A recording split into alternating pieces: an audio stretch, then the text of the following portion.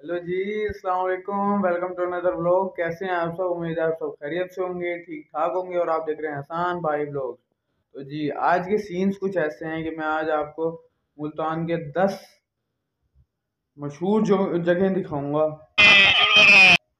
तो आपने वीडियो को ऐसे स्किप नहीं करनी। इंशाल्लाह आपको इंटरेस्टिंग वीडियो होने वाली है आपके लिए। तो चलिए ये वीडियो देखें ज़रा।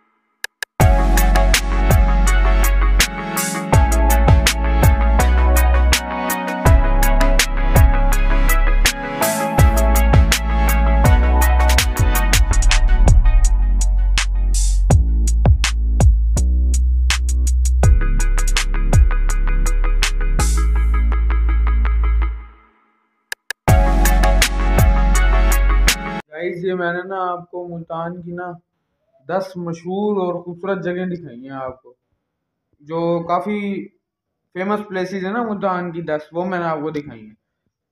तो उम्मीद है आपको वीडियो अच्छी लगी होगी। अगर वीडियो अच्छी लगे तो उसको लाइक करें, शेयर करें, कमेंट करें और मेरे चैनल को लाजमी सब्सक्राइब कर दें, तोड़ दें, बेल आइकन को दबा दें ताकि मेरी जो हर आने वाली वीडियो होगी ना वो आप तक आसानी पहुंच सके। तब तक के लिए मिलते हैं अगली वीडियो में। ओके, अल्लाह हाफिज़।